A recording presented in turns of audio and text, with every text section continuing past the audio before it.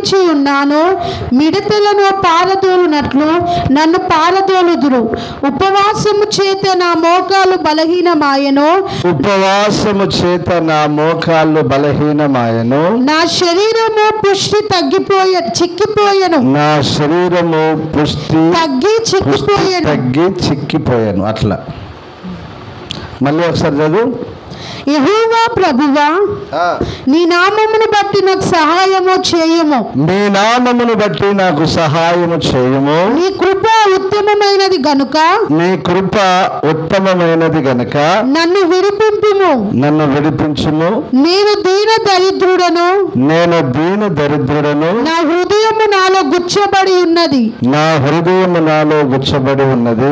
సాగిపోయిన నీడ వలె నేను క్షీణించి ఉన్నాను. మిడతలను పారదోలునట్లు నన్ను పారదోలుదురు.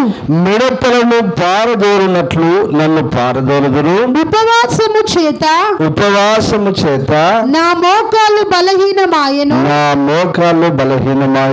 నా శరీరము పుష్టి తగ్గి చిక్కిపోయేను. ఎందుకు తగ్గిందట?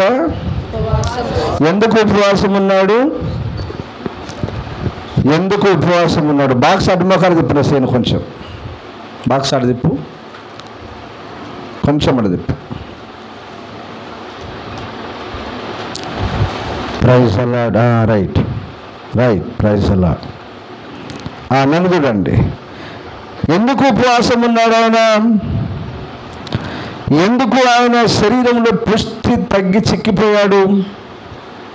ఇప్పటి వరకు అక్క అడిగింది మనల్ని, మీలో ఎవరైనా ఉపవాసం ఉండి దేవునితో గడుపుతున్నారా అని అడిగింది.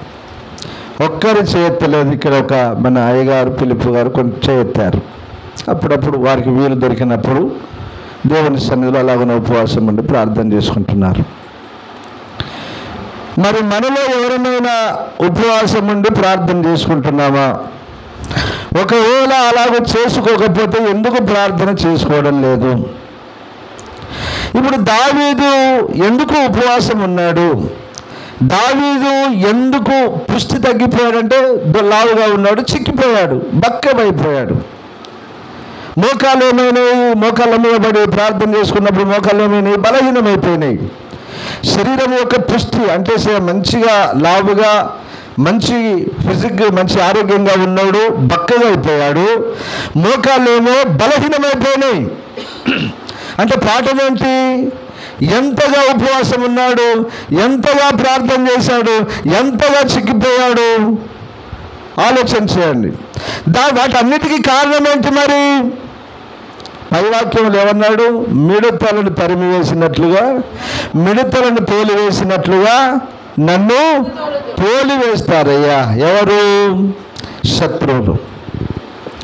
దావీదు ఎందుకు ఉపవాసం ఉన్నాడు? శత్రు భయము చేత. తన ఇంటి వారే తనను తరుముతున్నందున, తన బంధువులో తనను తరుముతున్నందున, తన స్నేహితులు తన మిత్రుల్లో తనను తరుముతున్నందున, శత్రువులో తనను తరుముతున్నందున దావీదు ఏమయ్యాడు? ఉపవాసం ఉండి దేవుని సన్నిధిలో ప్రార్థన చేస్తూ ఉన్నాడు. ఆమేన్, హల్లెలూయా. నేను అడుగుతాను, సమస్యలు లేనివారెవరు?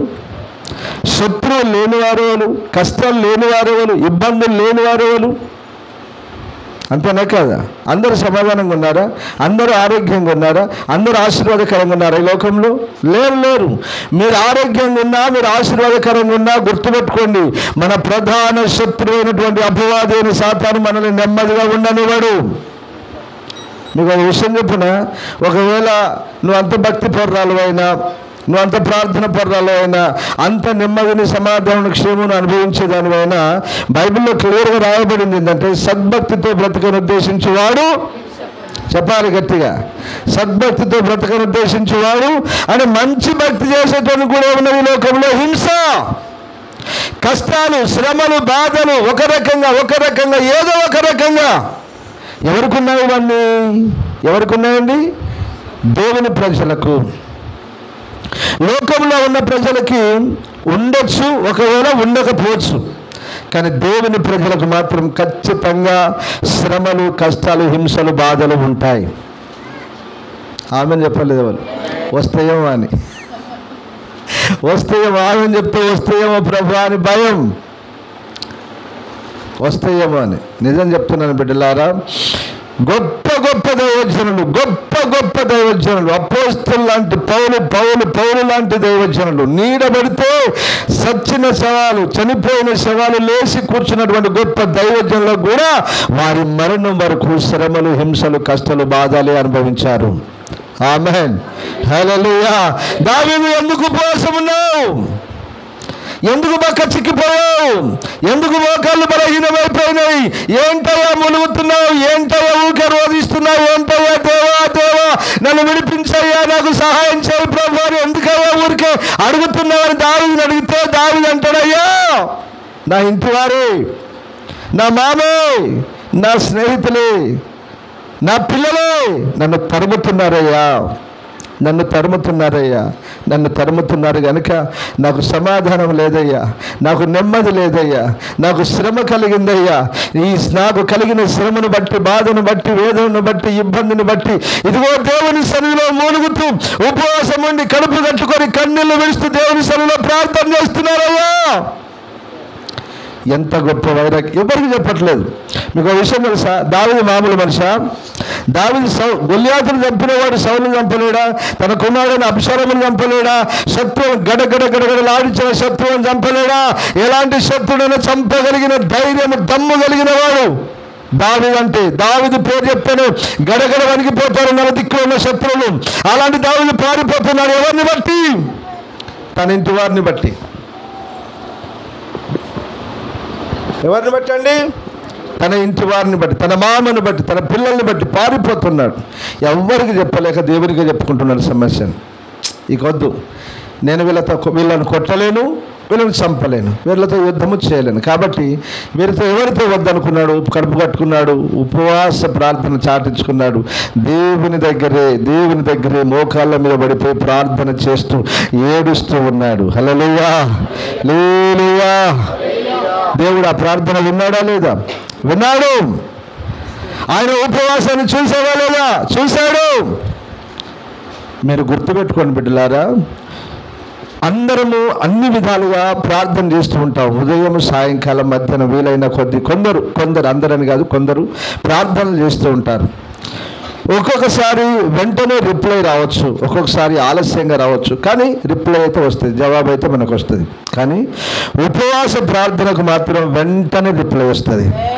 ఆమేన్, హల్లెలూయా. ఇది ఉపవాసంలో ఉన్న మర్మం. కడుపు ఎందుకు కట్టుకోవాలి?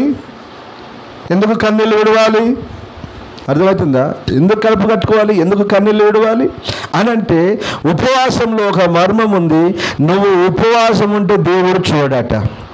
ఆమేన్, హల్లెలూయా, హల్లెలూయా. నువ్వు యేసుప్రభు సువార్త ప్రకటిస్తున్నప్పుడు కొండ మీదకి వచ్చినప్పుడు ప్రజలందరూ ఉన్నారు, కొన్ని దినాలు ఉన్నారు కదా అక్కడ ఉపవాసంలో. వారు వెళ్తున్నప్పుడు ప్రభువా వారు వెళ్తున్నారంటే దేవుడు అరే వాళ్ళను ఉపవాసముతో పంపుటకు నాకు మనస్సు లేదు అన్నాడు. ఆనందపు గట్టిగా హల్లెలూయా. ఎందరైతే ఉపవాసం ఉండి ప్రార్థనలో పాలు పొందారో బిడ్డలారా, వట్టి చేతులతో ఈ రోజు మీరు తిరిగి వెళ్ళరు. చెప్ప గట్టిగా ఆమేనని. హల్లెలూయా, హల్లెలూయా. ఉపవాసం ఉన్నటువంటి ఆయన ప్రజలను ఆయన చూస్తూ ఊరుకునే దేవుడు కాదు. నీకు కడుపు కాలుతుంటే ఆయన బాధపడే దేవుడు. నీ కన్నీళ్లను చూసి ఊరుకునే దేవుడు కాదు, నవ్వే దేవుడు కాదు, సంతోషించే దేవుడు కాదు. నువ్వు కన్నీళ్లు విడిస్తే ఆయన కన్నీళ్లు విడిస్తాడు, నువ్వు బాధపడితే ఆయన బాధపడతాడు. నీ కడుపు కాలితే ఆయన కడుపు కాలుద్ది. కనుక వెంటనే రిప్లై ఇస్తాడు దేవుడు. అన్ని ప్రార్థనల కంటే ప్రాముఖ్యంగా ఉపవాస ప్రార్థనలో అనేక మంది దీవించబడ్డట్టుగా, ఆశీర్వదించబడ్డట్టుగా, దేవుని వద్ద నుంచి జవాబును పొందుకున్నట్లుగా మనం బైబిల్లో చూస్తాం. ఆమేన్, హల్లెలూయా, హల్లెలూయా. ప్రియులారా, ఈరోజు కొన్ని మాటలు ఉపవాస ప్రార్థనలో కలిగేటువంటి ఆశీర్వాదాలు నేను మీకు కొన్ని చెప్తాను. జాగ్రత్తగా మీరు గమనించాలని ప్రభు పేరట కోరుకుంటున్నాను. దేవునికి స్తోత్రం. హల్లెలూయా, హల్లెలూయా. ఉపవాసం ఉంటే ఏంటి? నువ్వు కడుపు కట్టుకోవడం వల్ల నీకు లాభం ఏంటి? ఉపవాసం ఉండి ప్రార్థన చేయడం వల్ల కలిగే ఆశీర్వాదాలు ఏంటి అని ప్రభువుని అడిగితే ప్రభు అనేక విషయాలు చెప్తాడు. ఒక్కటి కాదు, రెండు కాదు, అనేకం ఉన్నాయండి. బైబిల్లో అనేక విషయాలు ఉన్నాయి. ఒక్క 2-3 మాటలు మీకు జ్ఞాపకం చేసి నేను ముగిస్తాను. ఆ తర్వాత మనం ముందున్న కార్యక్రమంలోనికి వెళ్దాం. దేవునికి స్తోత్రం. హల్లెలూయా, హల్లెలూయా. చదవండి నెహెమ్యా గ్రంథం 1వ అధ్యాయం 6 వాక్యం వరకు. 1వ అధ్యాయం 1వ వాక్యం నుంచి 6 వాక్యాల వరకు.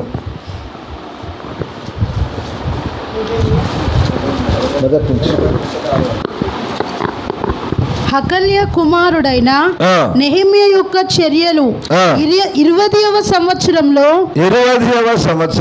కిస్లేపు మాసమున నేను షూషాను కోటలో ఉండగా నా సహోదరులలో హానానియను ఒకడును యూదులలో కొందరును వచ్చిరి. చెరపట్టబడిన శేషంలో తప్పించుకొనిన యూదులను గూర్చి యెరూషలేమును గూర్చి నేను వారిని అడుగగా వారు చెరపట్టబడిన వారిలో శేషించిన వారు ఆ దేశంలో బహుగా శ్రమను నిందను పొందుచున్నారు. యెరూషలేము యొక్క ప్రాకారమును పడద్రోయబడినది, దాని గుమ్మములను అగ్ని చేత కాల్చబడినవని నాతో చెప్పిరి. ఈ మాటలు వినినప్పుడు నేను కూర్చుండి ఏడ్చి కొన్ని దినములు దుఃఖముతో ఉపవాసముండి ఆకాశమందలి దేవుని ఎదుట విజ్ఞాపన చేసి తిని. ఎట్లనగా ఆకాశమందున దేవా యెహోవా, భయంకరుడవైన గొప్ప దేవా, నిన్ను ప్రేమించి నీ ఆజ్ఞలను అనుసరించి నడుచు వారికి కటాక్షించి వారితో నిబంధనను స్థిరపరచువాడా, నీ చెవి యొగ్గి నీ నేత్రములు తెరిచి నీ సన్నిధిని దీవారాత్రము నీ దాసులైన ఇజ్రాయేలుల పక్షముగా నేను చేయు ప్రార్థన అంగీకరించుము. ఆమేన్. ఏమంటున్నాడు? ఇజ్రాయేలులో శేషించినటువంటి జనములు శ్రమను, నిందను, దుఃఖమును, బాధను, అవమానమును అనుభవిస్తున్నారని విని ఏం చేశాడట? ఏం చేశాడట? ఆయన ఉపవాస దినము చాటించాడు. ఏం చేశాడట ఆయన? ఎవరి కొరకు? ఇజ్రాయేలు అనగా ఎవరు? తన ప్రజలు. ఎవరినానా? తన ప్రజలైనటువంటి ఇజ్రాయేలు ఏమనుభవిస్తున్నారట? శ్రమలను, నిందలను, అవమానములను, కష్టములను, బాధలను అనుభవిస్తున్నారట. రెండవది ఏం జరిగింది? యెరూషలేము యొక్క ప్రాకారములు కూలిపోయాయి, గుమ్మాలు కాల్చివేయబడ్డాయి, మందిరాన్ని కూలగొట్టారు, మందిరం యొక్క గుమ్మములు కాల్చివేయబడ్డాయి. ప్రజలకు నెమ్మది లేదు, ప్రజలకు సమాధానం లేదు, శ్రమను, బాధను అనుభవిస్తున్నారు, హింసను అనుభవిస్తున్నారు. ఇదిగో ఏలుతున్నటువంటి వాళ్ళు ఇష్టమున్నట్టు కొడుతున్నారు, బానిసలు కనుక కొడుతున్నారు, తిడుతున్నారు, చంపుతున్నారు, ఇష్టానుసారంగా ప్రవర్తిస్తున్నారు. నిలిచి ఉన్న ప్రజలకు, శేషించిన ప్రజలకు ఏం జరిగింది అంటే శ్రమ, దుఃఖం, బాధ, కన్నీళ్ళు, కష్టాలు. ఆమేన్, హల్లెలూయా. ఎవరికి చెప్పండి? తన ప్రజలకనండి. ఎవరికి? తన ప్రజలకి. అందరు నన్ను చూడాలి. ఎవరికి నానా? తన ప్రజలకి. నెహెమ్యా తన ప్రజల కొరకు ఏం చేశాడు? ఉపవాసం ఉన్నాడు, ప్రార్థన చేస్తూ ఉన్నాడు. ప్రాకారములు కూలిపోయినందుకు ప్రార్థన చేస్తున్నాడు, రక్షణ కూలిపోయినందుకు ప్రార్థన చేస్తున్నాడు, మందిరాలు కూలిపోయినందుకు ప్రార్థన చేస్తున్నాడు. ఉపవాసం ఉండు తన ప్రజల కొరకు. మరి నీ ప్రజలు, అమ్మా నన్ను చూడాలి. ఎవరు? నెహెమ్యా అయితే తన ప్రజలకు ఉపవాసం ఉండి, తన ప్రజల కొరకు ఉపవాసం ఉండి ప్రార్థన చేస్తున్నారు. మరి నీకు ప్రజలు లేరా? మీకున్నారా లేరా? నా ప్రజల కొరకు అనండి. నీ ప్రజల కొరకు నువ్వేం చేయాలి? చెప్పండి. నీ ప్రజల కొరకు నువ్వేం చేయాలి? ఉపవాసం ఉండాలి. ఏం చేయాలి? ఉపవాసం ఉండాలి. ఏం జరిగింది అక్కడ? యెరూషలేములో ప్రాకారాలు కూలిపోయాయి, గుమ్మాలు కాలిపోయాయి, మందిరము కూలగొట్టబడింది. ఇప్పుడు ప్రాకారం అంటే అర్థమైంది నాయనా? ప్రాకారం అంటే అర్థమైంది. యెషయా గ్రంథం 60వ అధ్యాయం 18వ వాక్యం. యెషయా గ్రంథం 60:18 వాక్యం. ఇకను నీ దేశమున బలత్కారమను మాట వినబడదు, నీ సరిహద్దులలో పాడు అను మాట గాని నాశనమను మాట గాని వినబడదు. రక్షణయే నీకు ప్రాకారమనియు, రక్షణయే నీకు ప్రాకారమనియు, ప్రఖ్యాతియే నీ గుమ్మములనియు నీవు చెప్పుకొందు. ఆమేన్, హల్లెలూయా. ఇప్పుడు నన్ను చూడండి, ప్రాకారం కూలిపోయిందట. ఏం కూలిపోయింది? ప్రాకారం అనగా రక్షణ. ప్రాకారం అనగా రక్షణ. నీ ప్రజలకు రక్షణ ఉందా? నీ బంధువులకు, నీ రక్త సంబంధికులకు, నీ గ్రామ, నీ ప్రాంత, నీ రాష్ట్ర, నీ దేశ ప్రజలకు రక్షణ ఉందా? ఉందా? మిమ్మల్ని అడిగేది ఉందా? ఏం లేదు. నీ ప్రజలకు రక్షణ లేదు. ఎవరు కూలగొడుతున్నారు? అపవాది అయిన సాతాను వాడు ప్రజలు రక్షణ పొందకుండా ఆటంకపరుస్తూ రక్షణను వారి యొద్ద నుంచి దూరపరుస్తూ ఉన్నాడు. ప్రజల్ని వారి వైపు లాక్కుంటున్నాడు. కాబట్టి ఇప్పుడు ప్రజలు ఏం పొందినట్లుగా నువ్వు ప్రార్థన చేయాలి?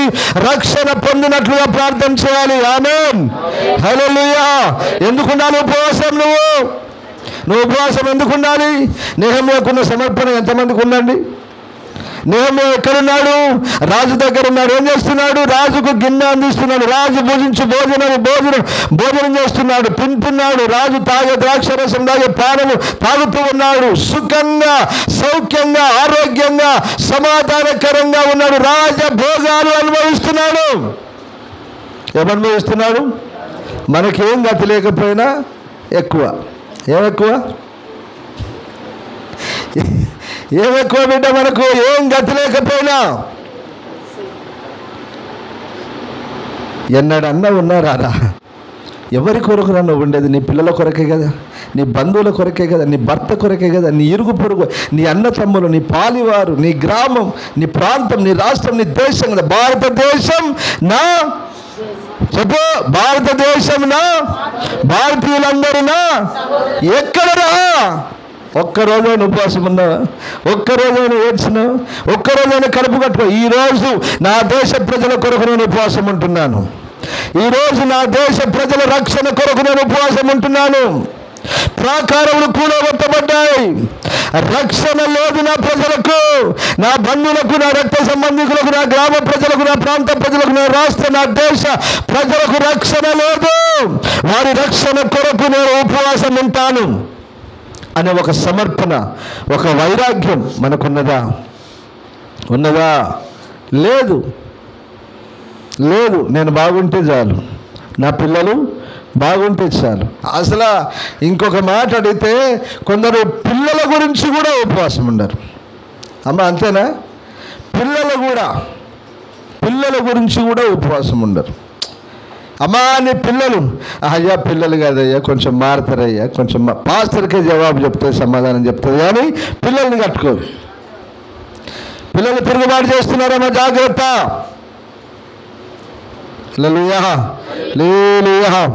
తాగుబోతు భర్త దొరికితే మాత్రం ఏం చేస్తుంది? అయ్యా వాడు తాగుతున్నాడయ్యా, కొడుతున్నాడయ్యా అని లొల్లే పెడతావు, కానీ అతని మార్పు కొరకు నీవు ఉపవాసం ఉన్నవి లేదు, కడుపు కట్టుకున్నవి లేదు.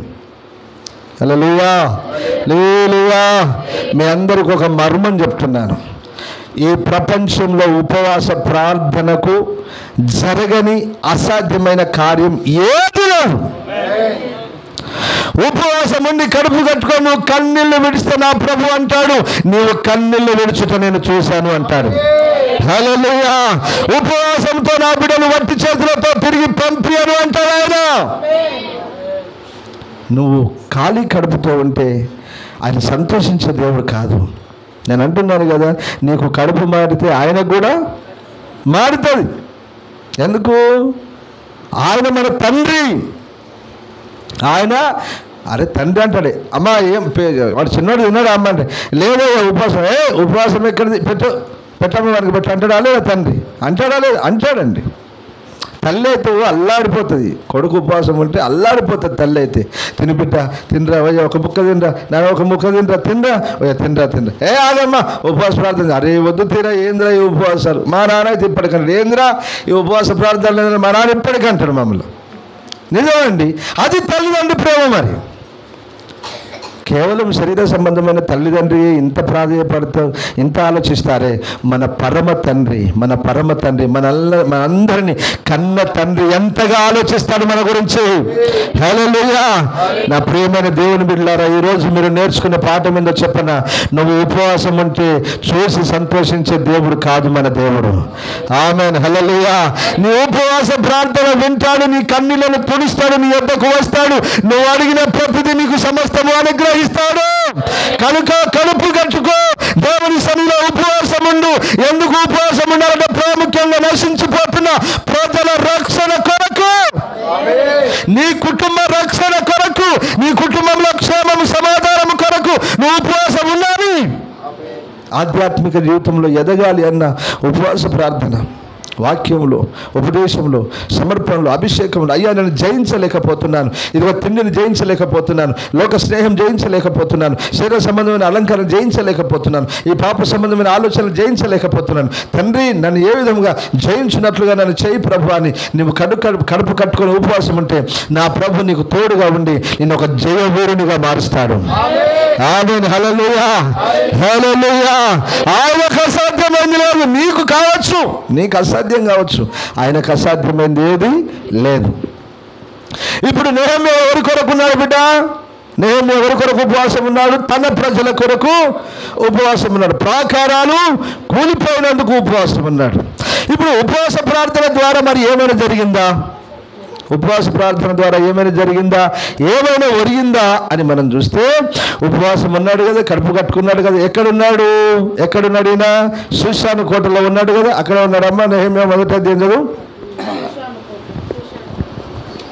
హకల్యా కుమారుడైన నెహెమ్యా యొక్క చర్యలు 20వ సంవత్సరంలో కిస్లేవు మాసమున నేను షూషాను కోటలో. ఎక్కడ ఉన్నాడు ఆయన? షూషాను కోటలో ఉన్నాడు. షూషాను కోటలో ఉన్నటువంటి ఇతను కోట అక్కడ ఉంది కదా, ఎక్కడున్నాడు ఈయన? బయట ఉన్నాడా? ఊరి బయట ఉన్నాడా? ఎక్కడన్నా అక్కడ గుడిసెలో ఉన్నాడా? పువ్వు గుడిసెలో ఉన్నాడమ్మా? లేదు, కోటలో ఉన్నాడు. కోటలో ఉన్నాడు తక్కువ? ఆయన రాజు గిన్నెందించేటోడండి, ఏం తక్కువ లేదు. ఉపవాసం ఉన్నాడు, ప్రార్థన చేసుకున్నాడు. అయ్యా ఇదిగో నా ప్రజల గురించిన బాధ, శ్రమ, దుఃఖము, వేదన నన్ను పీడిస్తుందయ్యా అన్నాడు. చక్కగా ఉపవాసం ఉన్నాడు, ప్రార్థన చేసుకున్నాడు. రాజు దగ్గరికి వెళ్ళాడు. ఏమయ్యా అలాగున్నావా అని రాజు అడిగాడు. అయ్యా ఇదిగో నా ప్రజలు, శేషించిన నా ప్రజలు బహు దుఃఖంలో, శ్రమలో, కష్టాల్లో ఉండగా అయ్యా నాకు నేను ఎలాగో సమాధానంగా ఉంటానయ్యా అని రాజు దగ్గర విన్నపించుకున్నాడు. రాజు నీకేం కావాలో చెప్పు అని అడిగాడు.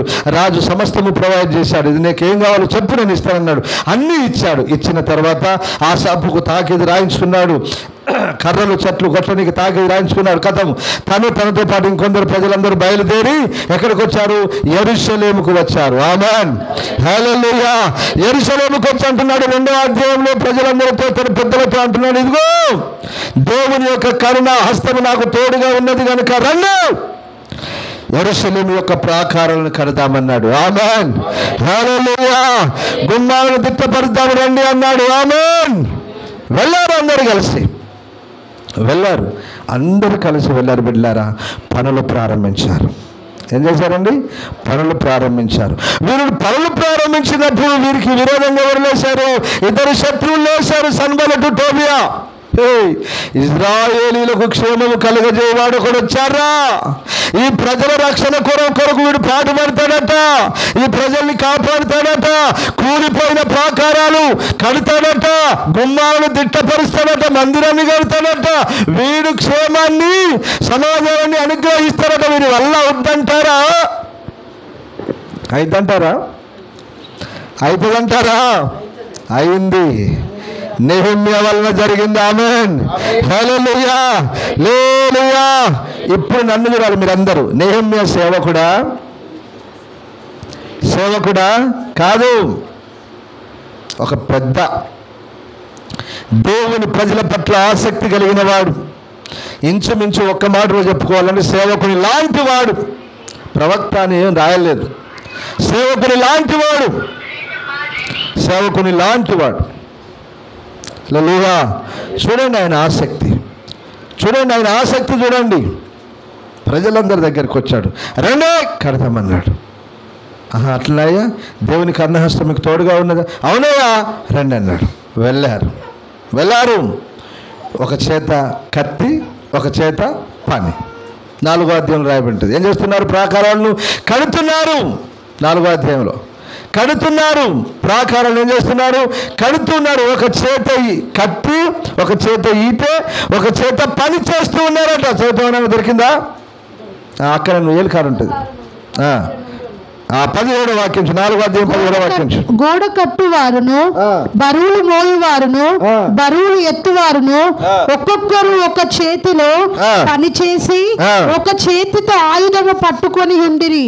మరియు కట్టువారిలో ఒక్కొక్కడు తన కత్తిని నడుమునకు బిగించుకొని గోడ కట్టుచూ వచ్చెను. బాకా ఊదువాడు నా యొద్ద నిలిచెను.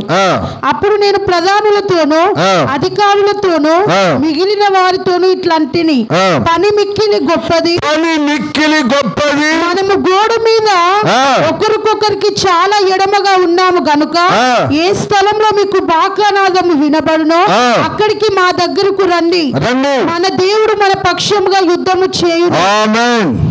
హల్లెలూయా. చూసారా? వీళ్ళందరిది ఏక మనసా? వేరే వేరే భావాలు, వేరే మనసులు ఉన్నాయా? అందరూ ఏక మనసు కలిగి ఏం కడుతున్నారు బిడ్డ? సంఘం అంతా ఎలాగుండాలి నాన్న? సంఘం అంతా ఎలాగుండాలి? ఏక మనస్సు కలిగి ఏం చేయాలి? సంఘం అంతా ప్రాకారములు కట్టాలంటే అర్థమైంది. రక్షణ ప్రజలకు ప్రకటించాలి, ప్రజలందరినీ రక్షణలోనికి నడిపించాలి, కుటుంబాలను కట్టాలి, జీవితాలను కట్టాలి, ప్రజలను కట్టాలి. ఎందుకు? ప్రభు రాకడా సమీపం. శత్రువు ఎగురుతూ ఉన్నాడు, విచ్చలవిడిగా లేచి మాట్లాడుతున్నాడు, మన మీద హెచ్చించుకుంటున్నాడు, గర్విస్తూ ఉన్నాడు. ఒక నక్క ఆడితే ఈ ప్రాకారం వెడల్పు తెలుసా మీకు? ప్రాకారం ఎత్తు కాదు, వెడల్పు తెలుసా మీకు? యెరూషలేము ప్రాకారం వెడల్పు తెలుసా మీకు? ఇగో ఈ ఇల్లు ఉంది కదా, ఈ ఇంటి నుంచి అవతలి వరకు దాని మీద 2 రథాలు వెళ్తాయట. ప్రాకారం ఎన్ని రథాలు? 2 రథాలు. అందుకని పని మిక్కిలి గొప్పది. అద్భుతమైన మాట బిడ్డలారా, నిజమండి. ప్రజలను రక్షణ సువార్తను ప్రకటించి రక్షణలోనికి నడిపించే పని గొప్పది. ఆమేన్. హల్లెలూయా. హల్లెలూయా. అయితే ఆ పని మిక్కిలి గొప్పది కనుక నువ్వేం చేయాలి? ముందు ఏ ప్రార్థన చేయాలి? సువార్త ప్రకటించాలనుకున్నప్పుడు, ప్రజల రక్షణలోనికి నడిపించాలనుకున్నప్పుడు ప్రజలకు సువార్తను ప్రకటించి, అమ్మ అక్క రండి, యేసు ప్రభు ఇదిగో నిజమైన దేవుడు, లోకరక్షకుడు అయ్యా, ప్రభు త్వరగా రాబోతున్నాడు, రక్షణ పొందాలని రక్షణ సువార్తను ప్రకటించాలంటే ముందు నువ్వేం చేయాలి? కడుపు కట్టుకొని ఉపవాసం ఉండి కన్నీళ్లు విడిచి ప్రిపేర్ అయిపోయి దేవుని సువార్తను ప్రకటిస్తే అప్పుడు ప్రజలు రక్షణ పొందుతారు. ఆ పని జరుగుద్ది. శత్రువు ఎంత గొప్పడైనా, శత్రువు చేతి నుంచి ప్రజల్ని విడిపించగలుగుతాము. ఆమేన్. హల్లెలూయా. హల్లెలూయా. ప్రజలకు ఏం కలుగజేస్తాం మనము? రక్షణ, క్షేమం, సమాధానం. ఒక చేత ఏం పట్టుకున్నారు నాన్న? ఆయుధము అంటే ఖడ్గము. అంటే అర్థం ఏంటిది? ఒక చేత కత్తి దేనికి సూచన? ఖడ్గము దేనికి సూచన?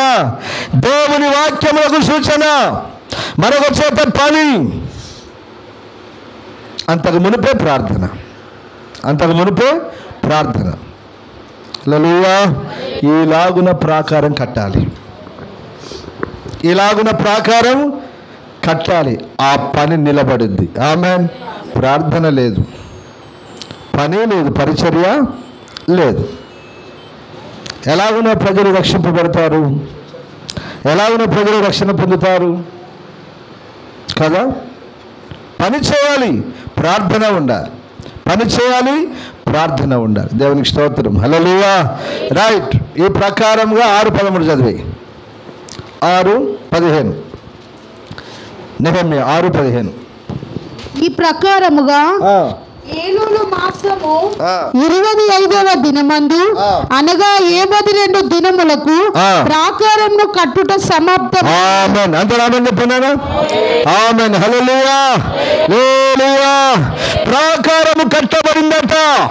ఏం కట్టబడింది? ప్రాకారము కట్టబడింది. ప్రాకారము కట్టబడుట కొరకు నెహెమ్యా ముందు ఏం చేశాడు? కొన్ని దినములు ఉపవాసం ఉండి దుఃఖముతో దేవునికి సైన్యములకు అధిపతి యెహోవా యుద్ధశూరుడా, భీకరుడా, భయంకరుడైన దేవా, నీ ప్రజలమైన మేము తప్పు చేసింది, పాపము చేసింది నిజమే, మా పాపాలు క్షమించండి ప్రభువా అని చెప్పి ఏం చేస్తూ ఉన్నాడు?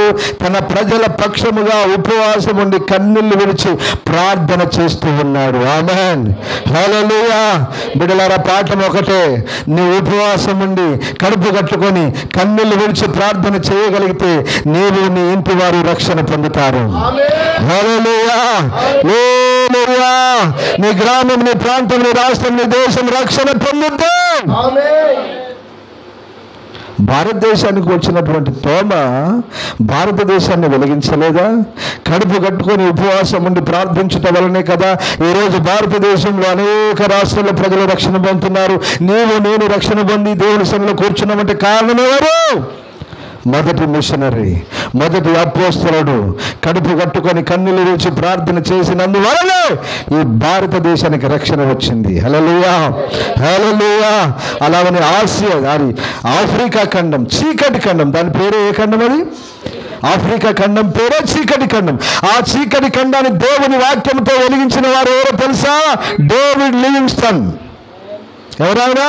డేవిడ్ లివింగ్స్టన్ అటువంటి గొప్ప దైవజనుడు మిషనరీగా దేశానికి వెళ్ళి ఆ భయంకరమైన ఆచారాలు, భయంకరమైన విగ్రహాలు, భయంకరమైన పాపములు బ్రతుకుతున్నటువంటి ఆ ప్రజల మధ్యలోనికి వెళ్ళి దేవుని వాక్యమైన సువార్తను ప్రకటించి అనేకుల వాక్యము చేత వెలిగించి రక్షణలోనికి నడిపించి ఈరోజు చీకటి ఖండాన్ని ఒక వెలుగు ఖండంగా మార్చాడు. హల్లెలూయా, హల్లెలూయా.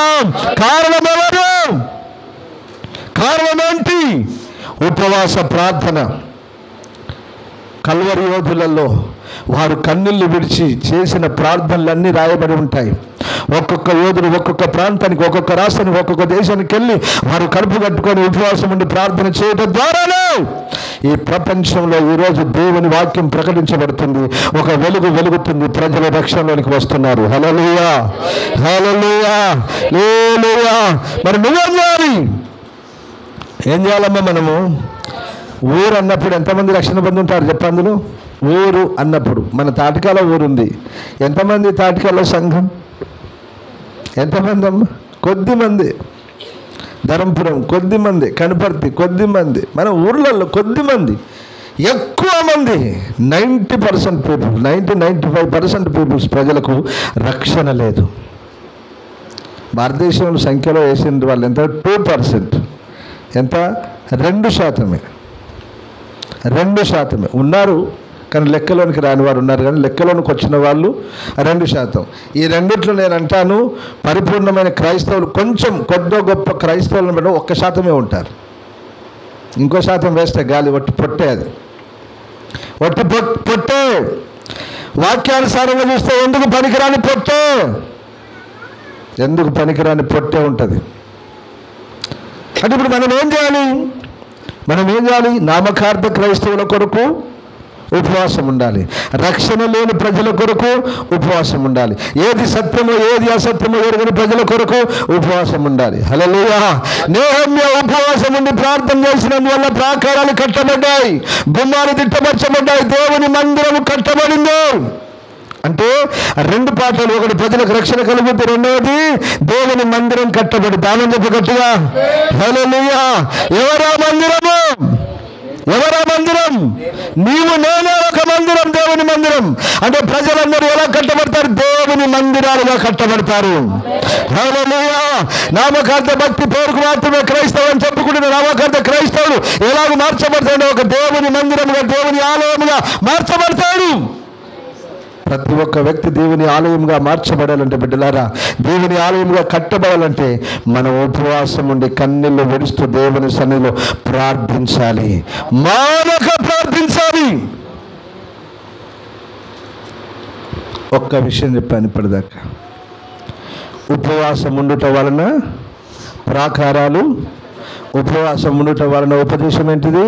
ప్రజలు రక్షణ పొందుకుంటారు.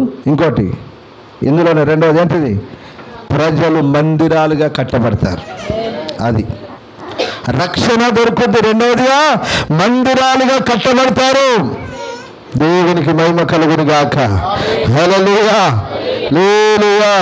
రైట్, 2వ పాయింట్కి వెళ్ళిపోదామా? చదవండి. దినవృత్తాంతాలు, 2వ దినవృత్తాంతాల గ్రంథం 20వ అధ్యాయం 1వ వాక్యం నుంచి.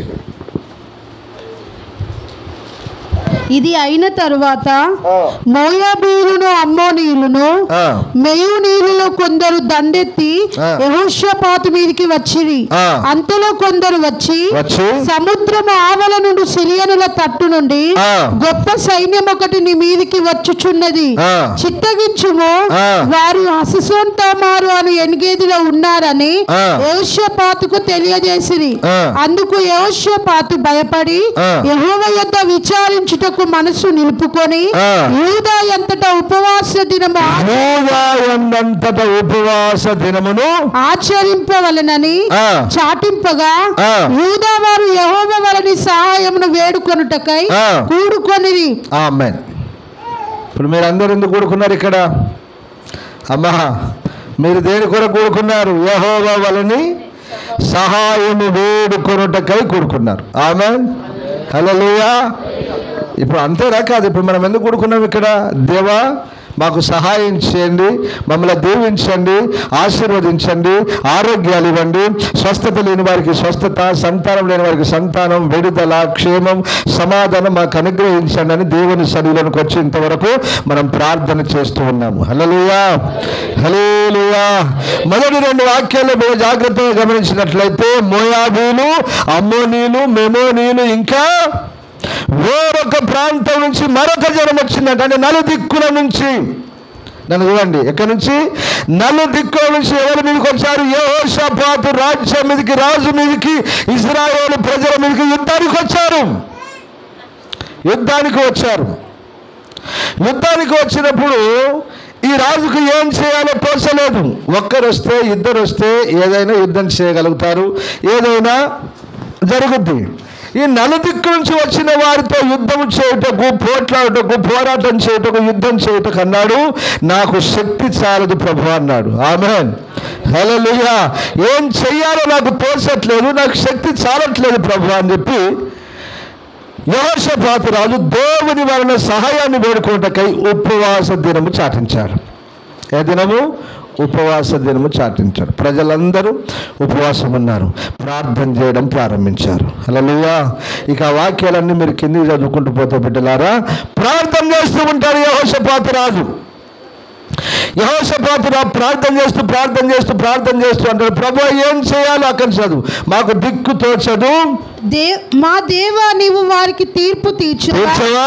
మా మీదికి వచ్చి గొప్ప సైన్యముతో యుద్ధము చేయుటకు మాకు శక్తి చాలదు, ఏమి చేయుటకు మాకు తోచదు, నీవే మాకు దిక్కు అని ప్రార్థన చేశాను. యూదా వారందరూ తమ శిశువులతోనూ, భార్యలతోనూ, పిల్లలతోనూ యెహోవా సన్నిధిని నిలువబడి. ఒక్క నిమిషం, మళ్ళీ ఆ మాట చదువు. యూదా వారందరూ తమ శిశువులతోనూ. ఎవరితోటి? శిశువత్తవాడు ఏడతాను అక్కడ. బిడ్డ తీసుకొని వచ్చింది రావాలని మందిరానికి. అంటే పాఠం ఏంటంటే, నేను ఎందుకు చదివించానంటే, పెద్దవాళ్ళు మందిరానికి వస్తారు, పిల్లల్ని తీసుకురారు. వానికి ఏమి చూస్తారు ఇంటికాడ? ఏమి చూస్తారు? ఈ మధ్యలో సెల్ ఫోన్ ఇచ్చేస్తారు, కొడక చూసుకుంటుంటారా, లేదా ఇంట్లో టీవీ పెట్టేస్తారు, వాడు ఒత్తుకుంటా చూసుకుంటుంటారు, ఆడతారు, అక్క చెల్లె తమ్ముడు కొట్టుకుంటారు, తన్నుకుంటారు. వాళ్ళే మమ్మీ డాడీ చర్చికి వచ్చేంత వరకు వాళ్ళు ఆడుతుంటారు ఇంటి దగ్గర.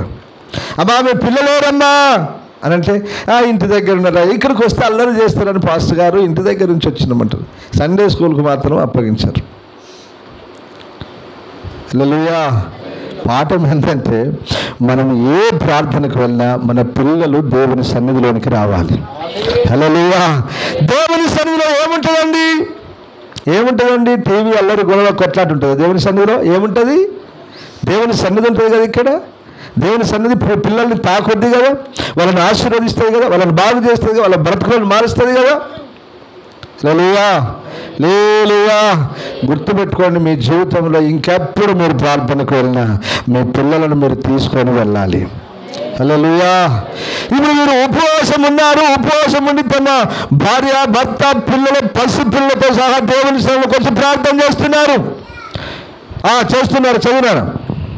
అప్పుడు మత్తన్యకు పుట్టిన యెహీయేలు కుమారుడైన బెనయాకు జననమైన జకర్యా కుమారుడును ఆసాపు సంతతి వాడును లేవీయుడగు అహజీయేలు సమాజంలో ఉండెను. యెహోవా ఆత్మ అతని మీదికి రాగా అతడిలాగు ప్రకటించెను, యూదా వారులారా యెరూషలేము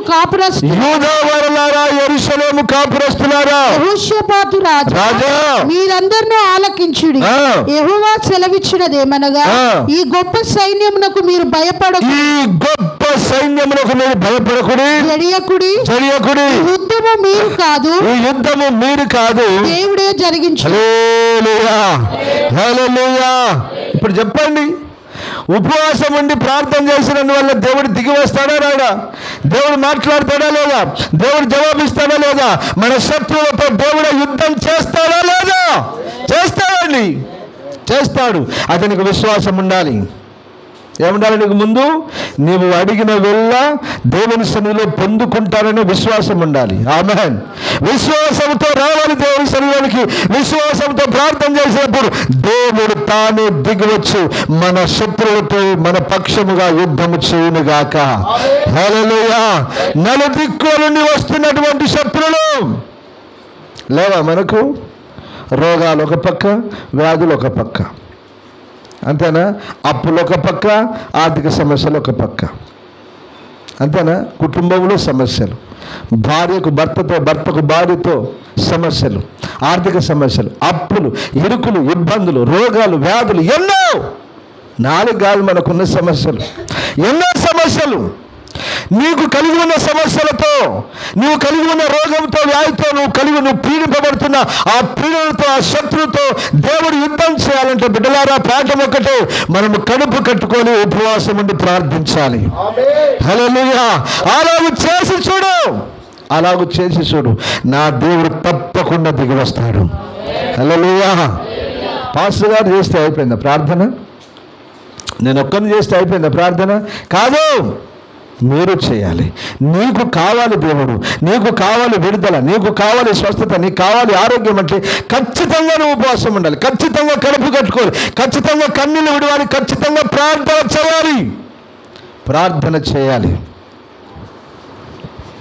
5-10 సంవత్సరాల విశ్వాసులైనా ఒక అంశం ఇచ్చి ప్రార్థన చేయాలంటే ఒక 5 నిమిషాలు ప్రార్థన చేయలేరు. అంతేనా? కాదు, ఒక 5-10 నిమిషాలు, ఒక 5 నిమిషాలు ప్రార్థన చేయమా ఒక అంశం కొరకానంటే ప్రార్థన చేయలేవు. కానీ ఒకే ఒక అంశాన్ని పట్టుకొని ఒక రాత్రంతా పోరాడినవాడు, ఒక రాత్రంతా ప్రార్థన చేసినవాడు ఎవరాయనా? చెప్పగట్టిగా మన మూల పితరుడైనటువంటి యాకోబు ఏమడిగాడు? ఆయన నన్ను ఆశీర్వదించు ప్రభువా అని ఒక రాత్రంతా ప్రార్థన చేశాడు. ఒకే ఒక్క విషయం. మనకెన్ని విషయాలు, ఎన్ని తలంపులు, ఎన్ని ఆలోచనలు. కాసేపు ప్రార్థన కానీ కూర్చుంటే వీళ్ళు పిలుస్తారు, వాళ్ళు పిలుస్తారు, వీళ్ళు పిలుస్తారు, వాళ్ళు పిలుస్తారు, వాళ్ళని తప్పించుకొని కాసేపు కూర్చుంటే ఈ ఆలోచన వస్తుంది, ఎక్కడిదో ఆలోచనలు అన్నీ మొదలుతూ ఉంటాయి. ఇవన్నీ తప్పించుకొని అస్సలు అంశం కాడికి వచ్చే వరకు చివరికి అవుతుంది అంశం. అంతేనా కదా? లాస్ట్కి ఒక 5-10 నిమిషాలు చేసుకొని ముగిస్తాం. అందుకని ప్రార్థన చేయాలంటే ముందు సిద్ధపడాలట. ఆమేన్. ప్రార్థన చేయాలంటే ఏం చేయాలి? ముందే సిద్ధపడాలి ప్రార్థనలకు. అన్నీ ఎక్కడ చక్కబెట్టుకొని లోపలి గదిలోనికి వెళ్ళి ఏ వేరొక ఆలోచన లేకుండానే వెళుతున్నప్పుడే దేవుని ధ్యానిస్తూ వెళుతూ ఉన్నప్పుడే ప్రార్థనలు ప్రారంభించింది. మనసులో ప్రార్థన ప్రారంభించుకొని ధ్యానిస్తూ అక్కడికి వెళ్ళి మోకరించగానే కన్నుల నుంచి కన్నీళ్ళు దొరుకుతూనే ఉండాలి. హల్లెలూయా. ఇప్పుడు ఇశ్రాయేలీయులు యెహోషాపాతు రాజు కడుపు కట్టుకొని ఉపవాసం ఉండి దేవుని సన్నిధిలో ప్రార్థన చేస్తున్నప్పుడు దేవుడు తానే దిగివచ్చి, యూదా వారలారా, ఇశ్రాయేలు ప్రజలారా, యెహోషాపాతు రాజా, మీరు భయపడకండి, ఆ గొప్ప సైన్యం చూసి మీరు జడియకండి. నీకు ఎన్ని సమస్యలు వచ్చినా, ఎందరు శత్రువులున్నా, నువ్వు కలిగి ఉన్న సమస్య ఎంత గొప్పదైనా ప్రభు ఈరోజు మనతో చెప్తున్నాడు, నువ్వు భయపడకు, జడియకు. చెప్పు గట్టిగా ఆమేనని. హల్లెలూయా. బిడ్డలారా, దేవుడు మనందరితో చెప్తున్నాడు, నువ్వు ఎంత సమస్య కలిగి ఉన్నా, ఎంత గొప్ప పర్వతం వంటి సమస్యను కలిగి ఉన్నా, ఎంత గొప్ప సమస్య అయినా, నీ శత్రువు ఎంత గొప్పవాడైనా భయపడకు, జడియకు. ఎందుకు? దేవుడే నీ సమస్యతో యుద్ధం చేస్తాడు, నీ శత్రువుతో పోరాడుతాడు, మనకు జయం అనుగ్రహిస్తాడు ఆయన. ఆమేన్. చెప్పు గట్టిగా ఆమేన్. ఆమేన్. అలాగు జరుగును గాక, అలాగు జరుగును గాక. మన దేవుడు మన శత్రువులతో యుద్ధము చేయును గాక. ఆమేన్. దేవుడు మాటుగాళ్ళను పెట్టాడు, యుద్ధం చేశాడు. యుద్ధం చేసిన తర్వాత ఎలా యుద్ధం చేశాడంటే, ఇదిగో మీరు ఈ యుద్ధములో పోట్లాడవలసిన నిమిత్తం ఏమీ లేదన్నాడు. కింది వాక్యంలో చదువునా? రేపు వారి మీదికి పోవుడి, వారు జీజు అను ఎక్కుడు మార్గమున వచ్చేదరు. మీరు ఎరువేలు అరణ్యము ముందరనున్న వాగు కొన దగ్గర వారిని కనుగొందురు. ఈ యుద్ధంలో మీరు పోట్లాడవలసిన నిమిత్తము లేదు. గట్టిగా ఆమేన్ చెప్పండి. చెప్ప గట్టిగా ఆమేనండి. ఆమేన్. ఆమేన్. మనము కలిగి ఉన్న ప్రతి యుద్ధంలో, ప్రతి పోరాటంలో మనము పోట్లాడకుండా మన దేవుడు మన శత్రువుతో పోట్లాడును గాక, మనకు జయమిచ్చును గాక, ఆరోగ్యం ఇచ్చును గాక, ఆశీర్వదించును గాక, విడుదలిచ్చును గాక, శత్రువు మీద జయమిచ్చును గాక. మరి దేవుడు పోరాడాలంటే, దేవుడు యుద్ధం చేయాలంటే నువ్వు ఒకే ఒక్క పని చేయాలి, రెండు పనులు చేయాలి. ఏం పనులు అవి? ఉపవాసం ఉండి కడుపు కట్టుకొని కన్నీళ్ళు విడిచి ప్రార్థన చేయాలి. నేను చెప్తున్నాను కదా, దేవుని కంటే ఈ ప్రపంచంలో గొప్ప వాడు ఎవరైనా ఉన్నాడా? దేవుని అధిగమించగలిగిన సమస్య ఏదైనా ఉందా? ఏదైనా ఉందా? దేవునికి సాధ్యము కాని సమస్య, దేవుడు తీర్చలేని సమస్య ఈ ప్రపంచంలో ఏదైనా ఉందా? దేవుని మీద గెలవగలిగిన మనగాడు ఈ ప్రపంచంలో ఎవడైనా ఉన్నాడా? ఎవన్నాడు? యేసు ప్రభు. ఈ లోకంలో ఉన్నవాడు బలవంతుడే, కానీ లోకంలో ఉన్నవానికంటే, చెప్పు గట్టిగా, లోకంలో ఉన్నవానికంటే నీలో ఉన్నవాడు గొప్పవాడు. ఆమేన్. అంటే మనం గొప్పవాడిని, సర్వశక్తి గల యేసు ప్రభు కలిగి ఉన్నాము కనుక మనం భయపడాల్సిన అవసరం లేదు. ఏ సమస్య అయినా కానీ, రోగమా, వ్యాధ, ఏ సమస్య, అప్పుల, ఆర్థిక సమస్యల శత్రువు మనల్ని పీడిస్తున్నాడా, వెంబడిస్తున్నాడు, నాశనం, మనల్ని, మన కుటుంబాల పిల్లల్ని నాశనం చేయాలని చూస్తున్నాడు. అపవాది, సాతాను, చీకటి, చేతబడి, దయ్యపు మంత్ర శత్రువు, దుర్మార్గులు మనల్ని వెంబడిస్తున్నారు. ఎవరైనా కాదు, ఆయనకు అసాధ్యమైంది లేదు. ఆయన పోట్లాడితే, ఆయన యుద్ధం చేస్తే, ఆయనతో యుద్ధం చేసి గెలవగలిగిన మొనగాడి ప్రపంచంలో ఎవడు లేడు. ఆమేన్. హల్లెలూయా. హల్లెలూయా. ఆయన నీ పక్షంగా యుద్ధం చేయాలంటే రెండు పనులు. కడుపు కట్టుకో, ఉపవాసం ఉండు, దేవుని పాదాల దగ్గర పడిపో, కన్నీళ్ళు విడిచి ప్రార్థించి. హల్లెలూయా. హల్లెలూయా. హిజ్కియాతో ఏమన్నాడు? నీవు కన్నీళ్ళు విడుచుట. హిజ్కియా కన్నీళ్ళను చూసిన దేవుడు నీ కన్నీళ్ళను చూడా తప్పకుండా చూస్తాడు. ఆమేన్. ఇక యుద్ధం జరిగిందండి. దేవుడు వీళ్ళు వెళ్తున్నప్పుడు సైన్యం ముందట ఎవరు పెట్టుకున్నారు? యెహోవాను స్తుతించుటకును గాయకులను ఏర్పాటు చేయి, దేవుని స్తుతించి ఆరాధించుటకు వాళ్ళని బట్టి అన్నాడు. అలాగనే వారు పాడుటకును స్తుతించుటకును మొదలు పెట్టగా దేవుడు మాటగాండ్రను పెట్టని గనుక వారు హతులైరి. ఆమేన్. ఎంతమంది? నలుదిక్కుల నుంచి వచ్చిన జనాలు. ఆమేన్. హల్లెలూయా. నలుదిక్కుల నుంచి వచ్చిన వేవేల సైన్యం తుత్తునియలుగా నరికేసి పడేశారు. ఎవరి మాటగాండ్రు? దేవుని దూతలు. హల్లెలూయా. యెహోవా యందు భయభక్తులు గలవారు చుట్టూ ఆయన దూత కావలి ఉండి వారిని కాపాడును. వారు ప్రజలు వెళ్ళారా లేదా? వెళ్ళారు. అంటే యుద్ధ రంగంలో ఉండాలా లేదా? మనం యుద్ధ రంగంలో నిలబడాలా లేదా? నిలబడాలి. నువ్వు నిలబడు చాలంతే. యుద్ధ రంగంలో నువ్వు నిలబడు. యుద్ధ రంగంలో నిలబడి నువ్వు ఏం చేయాలి? కత్తి లేదు, ఖడ్గం లేదు, ఈట లేదు, బల్లె లేదు, వెపన్ ఏది లేదు. దేవుని వైపు ఏం చేయాలి? రెండు చేతులెత్తి దేవా మా కాపరివి నీవే, మా దేవుడవు నీవే.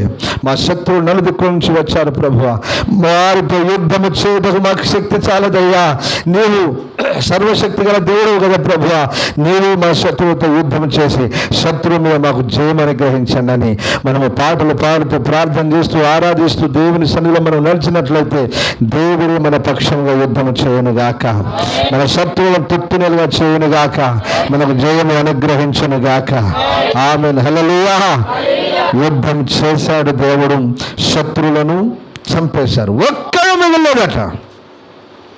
వారందరూ మృత కళేబరములై పడి ఉండిరి.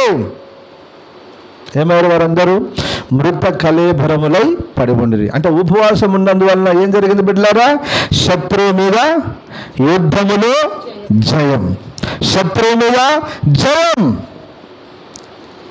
ఇప్పుడు మనల్ని సాతాను, చీకటి, చేతబడి, దయ్యపు మంత్ర శక్తులు, దురాత్మ శక్తులు అన్నీ పీడిస్తున్నాయి అనుకో. అప్పుడు ఏం చేయాలి? మనము మంచిగా మటన్ చికెన్ తిని హాయిగా ప్రార్థన చేసుకోవాలా?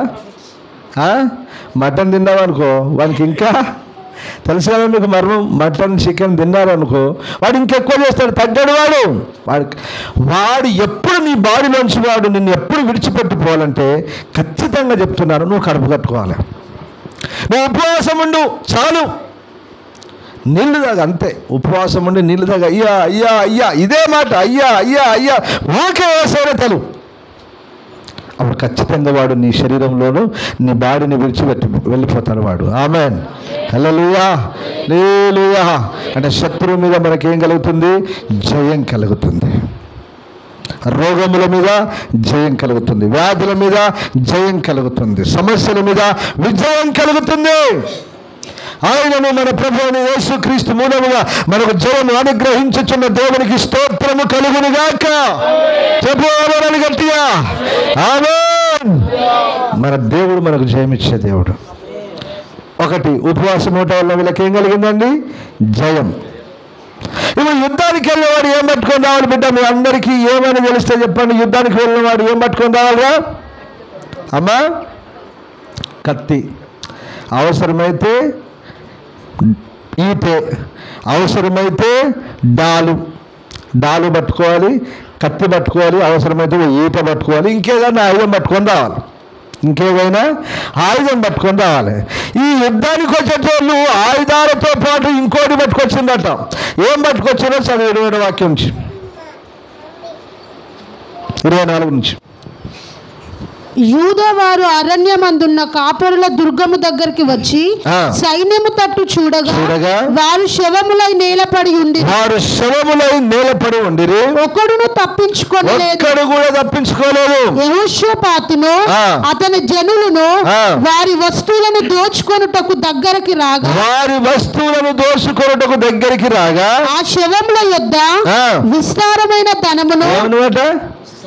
ఎవరైనా యుద్ధానికి పోతే డబ్బు తీసుకుపోతారా? అంత ప్రిపేర్ అయిపోయాడు. తిండి అంటే తీసుకుపోతారు. ఓకే.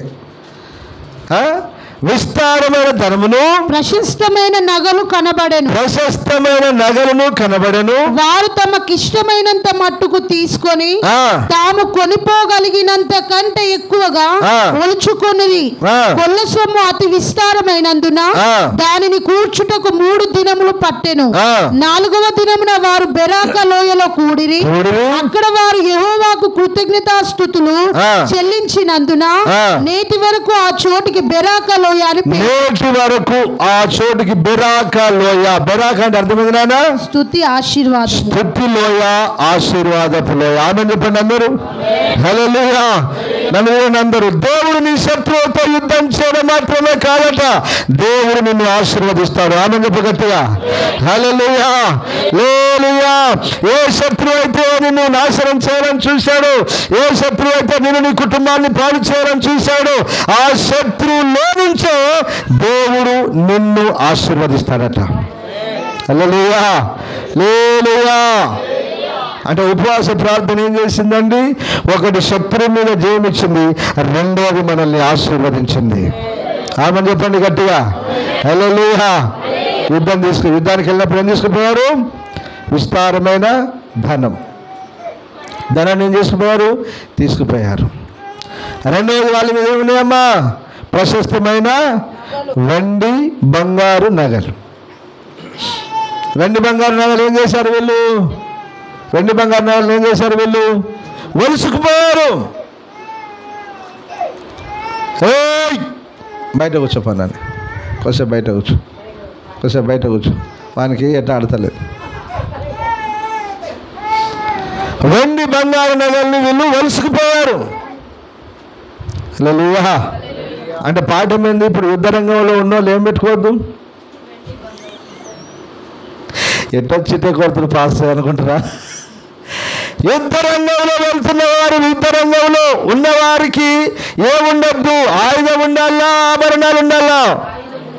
చెప్పమ్మా. ఆయుధం ఉండాలి. ఆయుధం ఏంటిది? దేవుని వాక్యమును ఆత్మ ఖడ్గము పట్టుకొని వెళ్ళాలి. కానీ ఆభరణాలు ఎందుకురా? శత్రు కొట్టి చంపి ఆభరణాలు ఎత్తుకుపోతారు. బిడ్డ జాగ్రత్త. ఆభరణాలు ఎత్తుకుపోతారు. శత్రువు దోచుకుంటారు. జాగ్రత్త. సైనికుడా, మనమందరం ఎవరమాట?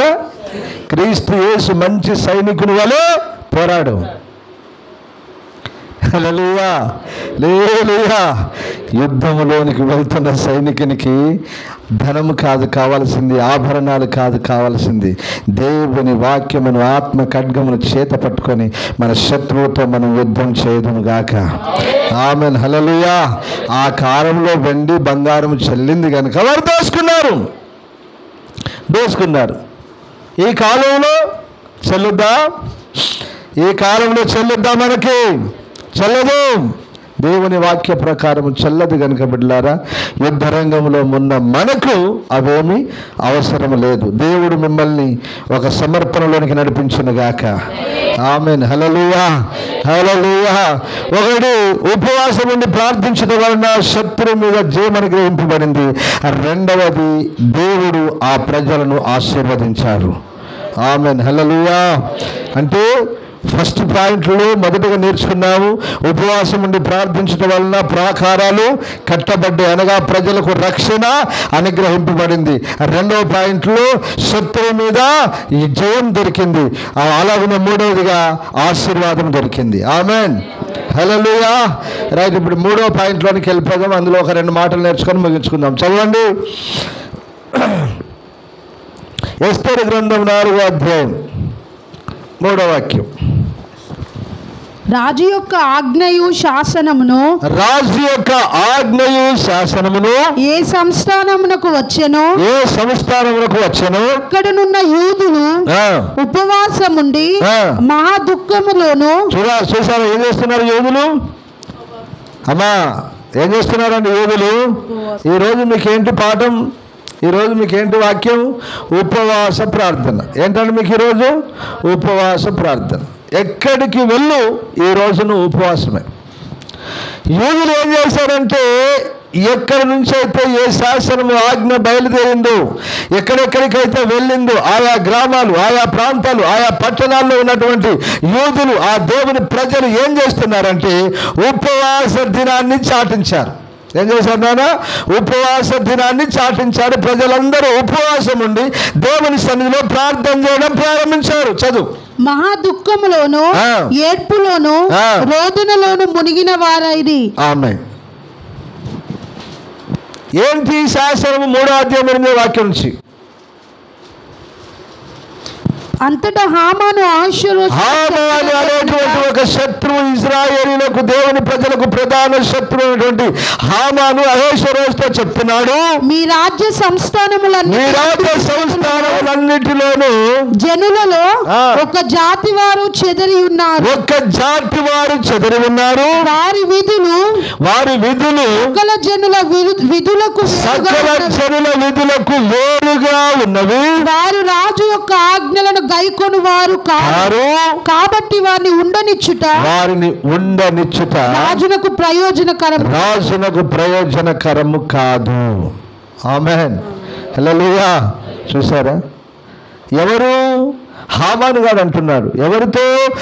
అహష్వేరోషు రాజుతో అంటున్నాడు. అయ్యా ఇది నీ 127 సంస్థానాలు. ఎన్ని సంస్థానాలు అండి వాళ్ళు? 127 సంస్థానాలు. 127 సంస్థానాల్లో చెదిరిపోయిన గుంపులు ఒక జాతి వారు ఉన్నారయ్యా. వారి విధులు సకల జనుల విధులకు వేరుగా ఉన్నవి. ఆమేన్, హల్లెలూయా. ఎలా ఉన్నాయట? అందరితో కలుసుకున్నాయా? ఏ గుంపులో ఆ పాట పాడుతున్నారా వాళ్ళు? అమ్మా, యూదులు ఏ గుంపులో ఆ పాట పాడుతున్నారా? పాడుతున్నారా? లేదు. మేము ఆ ఆచారం చేయమండి, ఆ అన్యజనుల ఆచారం మేము చేయమండి, వీటికి మొక్కమండి, వీటికి విగ్రహాలకు బలి అర్పించింది మేము తినమండి, మేము దూరంగా ఉంటామండి, మీ సాంప్రదాయాలు మీ పద్ధతుల్లో మేము కలవమండి, దయచేసి ఏమనుకోవద్దండి అని వేరుగా ఉంటున్నారు. క్రొత్త నిబంధనలో అపోస్తలుడైన పేతురు మనకి ఏం నేర్పించారా? అపోస్తలుల బోధ ఏంటి? అపోస్తలుల ఉపదేశం ఏంటి? 2:40 ఏమంటాడు? మూర్ఖులకు ఈ తరము వారికి వేరై రక్షణ పొందు. ఈనాటి క్రైస్తవులు ఎలా ఉన్నారండి? ఆనాటి యూదులు, పాత నిబంధన కాలంలో యూదులు వారు కలవలేదే, వారు ప్రత్యేకంగా ఉన్నారు, వారు ఆ అన్యజనుల ఆచారం చొప్పున నడవలేదే. మరి మనం ఎందుకు నడుస్తాం? ప్రత్యేక జీవితం లేదు, వైరాగ్యం లేదు, సమర్పణ లేదు. పేరుకే క్రైస్తవులు, పేరుకే దేవుని ప్రజలు. వేరుబాటు జీవితం లేదు, వేరుబాటు జీవితం లేదు. అపోస్తలుల బోధన ఉపదేశంలో వేరుబాటు జీవితం అనేది చాలా ప్రాముఖ్యమైంది. వేరై రక్షణ పొందమన్నాడు గాని కలుసుకో, అందరితో ఆచారాల్లో ఆ వారి పద్ధతుల్లో కలుసుకో అన్నాడా? అన్యజనుల ఆచారం చెప్పిన నడవద్దు అన్నాడు. ఒక ప్రత్యేకం. ఈ ప్రత్యేకంగా ఉన్నందుకు ఏమొచ్చింది వాళ్ళకు? చెప్పాలి గట్టిగా. ప్రత్యేక జీవితం చేసినందుకు మరణం వచ్చింది నాన్న, మరణం.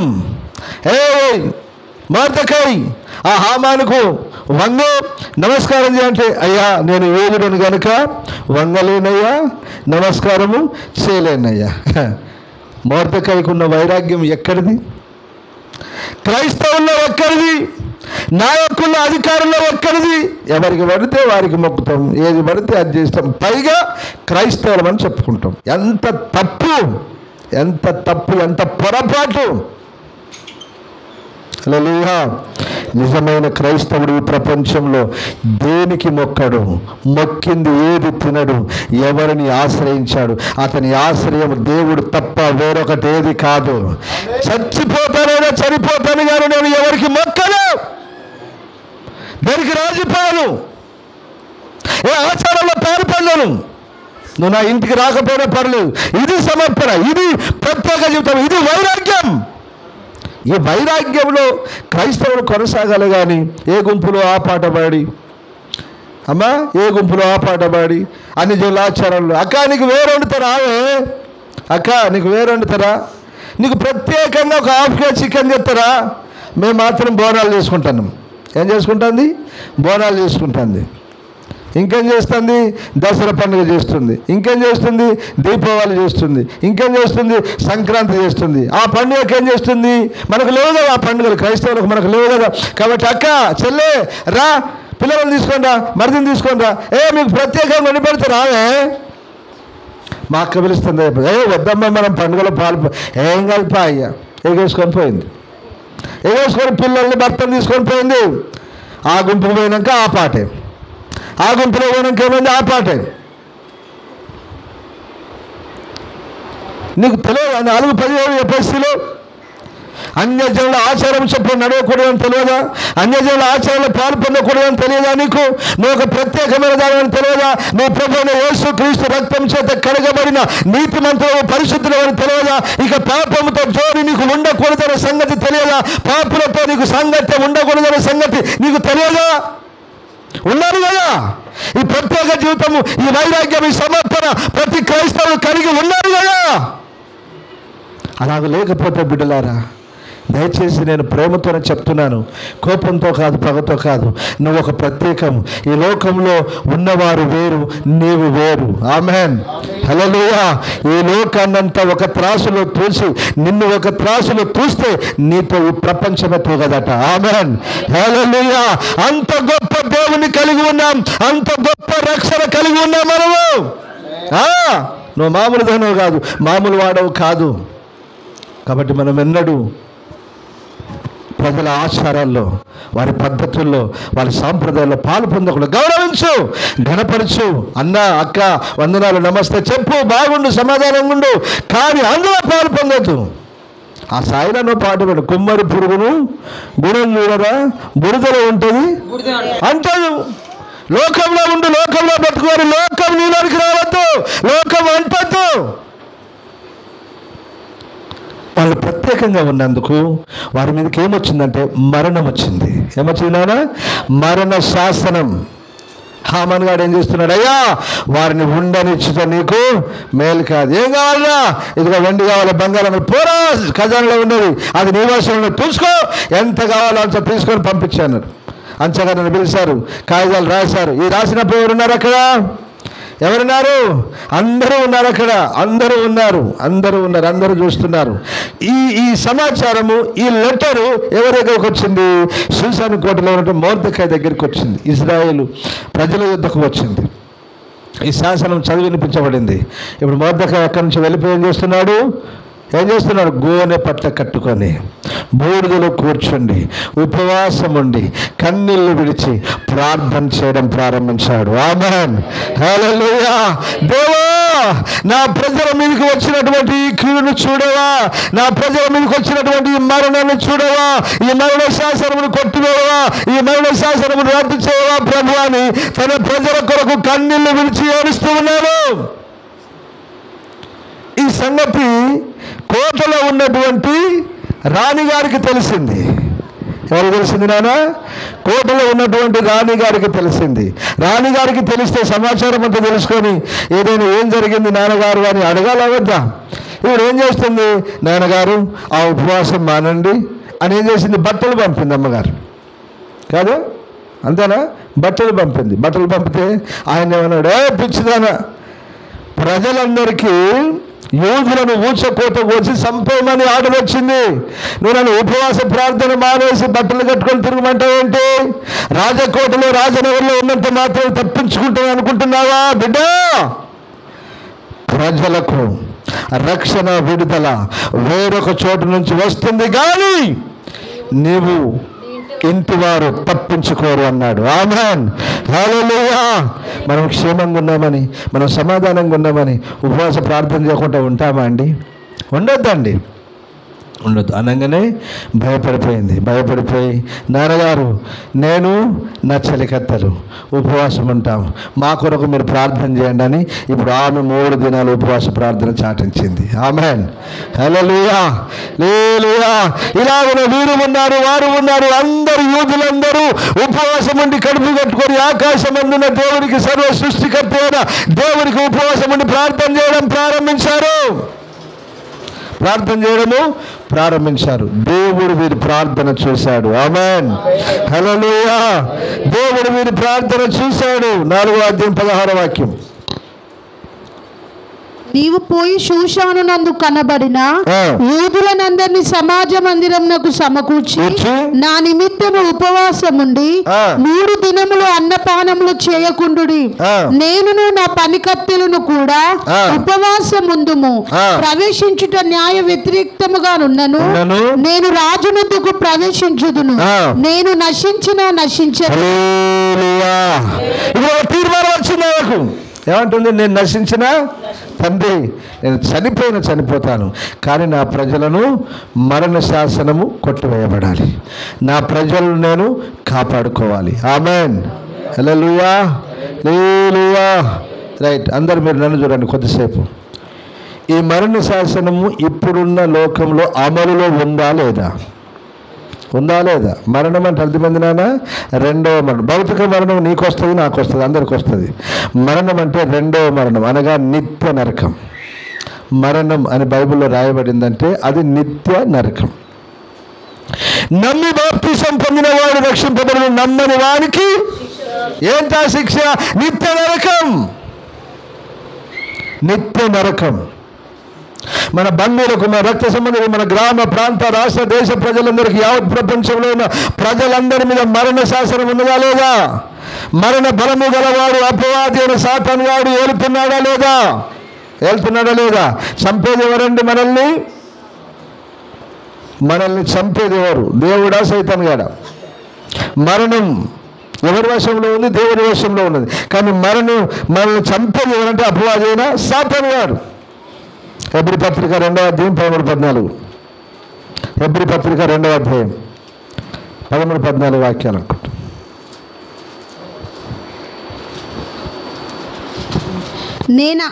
నేను ఆయనను నమ్ముకొని ఉందును అనియు, ఇదిగో నేనును దేవుడు నాకు ఇచ్చిన పిల్లలను అనియు చెప్పుచున్నాడు. కాబట్టి ఆ పిల్లలు రక్త మాంసములు గలవారే నమ్మున ప్రకారమే మరణము యొక్క బలము గలవారిని అనగా అపవాదిని మరణము ద్వారా నశింపజేయుటకై జీవిత కాలమంతయు మరణ భయము చేత దాస్యమునకు లోబడిన వారిని విడిపించుటకును ఆయన కూడా రక్త మాంసములలో పాలివాడాయి. హల్లెలూయా.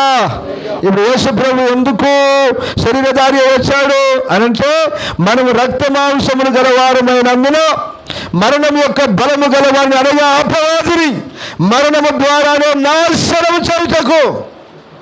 హల్లెలూయా. ఇప్పుడు యేసయ్య మరణ శాసనము ప్రజల మీద నుంచి కొట్టివేయాలంటే, అమ్మో కూర్చో చూస్తానే లేవు, మరణ శాసనమును దేవుడు కొట్టివేయాలంటే,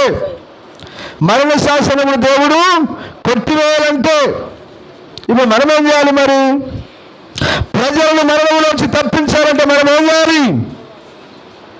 ఏం చేయొద్దా? తిని హాయిగా పడుకుందామా? తిని నువ్వు నీ పిల్లలు హాయిగా, నా పిల్లలు గుమ్మలో ఉండాలి, నా పిల్లలు గుమ్మటమ్మలు లెక్క ఉండాలి, మంచిగా తిందాం ఉందాం హాయిగా జల్సా చేద్దాం, మనకేం పని, ఏదో నాశనం అయితే మనకేం పని అనుకుందామా అన్నాడు కదా. నా ప్రజలు తాము తగ్గించుకొని నన్ను వెదకి చెడు మార్గంలో విడిచి నన్ను వెదకి ప్రార్థన చేసినట్లయితే వారి దేశమును ఏం చేస్తారట? వారి దేశమును బాగు చేస్తాడు, స్వస్థపరుస్తాడు, రక్షిస్తాడు. నీ దేశ ప్రజల రక్షణ నీ చేతిలోనే ఉంది. నీ ప్రజలను మరణము కొట్టివేయాలంటే, మరణంలోంచి నీ ప్రజల్ని తప్పించాలి, నిత్య నరకంలోంచి నీ ప్రజల్ని తప్పించాలంటే నీ చేతిలోనే ఉంది. కడుపు కట్టుకోవాలి, ఉపవాసం ఉండాలి, కన్నీళ్ళు విడిచి ప్రార్థన చేయాలి. ఆమేన్. హల్లెలూయా. హల్లెలూయా. ఇప్పుడు మొర్దెకై ఎస్తేరు యోధులు అంతేం చేశారు నాన్న? ఉపవాసం ఉన్నారు, కడుపు కట్టుకుంటున్నారు, ప్రార్థన చేస్తున్నారు. ఇలాగున ప్రార్థన చేసిన తర్వాత, ఉపవాస ప్రార్థన అయిపోయిన తర్వాత ఎస్తేరమ్మ రాజు దగ్గరికి వెళ్ళింది. రాజు దగ్గరికి వెళ్ళినప్పుడు రాజు రాజ్య సింహాసనం మీద కూర్చొని పరిపాలన చేస్తున్నాడు. రాజు ఎస్తేరును అత్యధికంగా ప్రేమించాడు కనుక ఏం చేశాడు? ఎస్తేరు వెళ్ళగానే బంగారు రాజదండాన్ని ఎత్తాడు. అది ఎత్తకపోతే వాస్తవానికి మనం చంపేయాలి. ఎత్తాడు కనుక రాజు దగ్గరికి వెళ్ళి ఆ కొనను ముట్టింది. ఎస్తేరు, ఏం కావాలమ్మా నీకు? నా రాజ్యంలో సగం మట్టు కావాలా బిడ్డ, ఇస్తాను చెప్పు అన్నాడు. అయ్యా అదేం కాదయ్యా, నీవు హామాను విందుకు వస్తే చాలయ్యా అన్నది. అలాగున్న బిడ్డ అన్నారు. విందుకు వెళ్ళారు. విందుకు వెళ్ళిన తర్వాత ఇప్పుడు ఎస్తేరమ్మ చెప్తున్నది, అయ్యా నేను నా ప్రజలము ఏం చేశాం? మేమేం తప్పు చేశాం? మేమేం నేరం చేశామయ్యా? ఇదిగో మమ్మల్ని చంపుటకే మేము అమ్మబడ్డామా? మేమేం చేశామయ్యా? మమ్మల్ని హామాను గారు ఎందుకు చంపాలనుకుంటున్నారు? మీరు మమ్మల్ని ఎందుకు చంపాలనుకుంటున్నారు అయ్యా అంటే రాజుకి అర్థం కాదు. ఏం జరిగిందమ్మా? ఇదిగో అయ్యా, ఈ హామాను అనేటువంటి వాడు మా పగవాడయ్యా, యూదులను వీడు చంపాలని రాజశాసనం తీసుకొని వచ్చాడయ్యా, మమ్మల్ని చంపనికి పలాని నెల పలాని తారీఖు వీడు సిద్ధం చేశాడయ్యా అని రాజుకు చెప్పినప్పుడు, అమ్మ వీడు ఇంత పని చేశాడా అని రాజు బాధపడి ఆ తర్వాత రాజు ఆమె మాటను మన్నించాడు. చెప్పు గట్టిగా ఆమెనని. హల్లెలూయా. అంటే రాజు ఆమె ప్రార్థన విన్నాడు. విని ఇప్పుడు ఏం చేశాడు? 8వ అధ్యాయం చదువు. 8వ అధ్యాయం 1వ వాక్యం నుంచి 8వ అధ్యాయం 1వ వాక్యం నుంచి. ఆ దినమున రాజైన అహష్వేరోషు యూదులకు శత్రువైన హామాను ఇంటిని రాణి అయిన ఎస్తేరునకు ఇచ్చెను. ఎస్తేరు మొర్దెకై తనకు ఏమి కావాలనో రాజునకు తెలియజేసిన మీదట అతడు రాజు సన్నిధికి రాగా రాజు హామాను చేతిలో నుండి తీసుకొనిన తన ఉంగరంను మొర్దెకైకి ఇచ్చెను. ఎస్తేరు మొర్దెకైని హామాను ఇంటి మీద అధికారిగా ఉంచెను.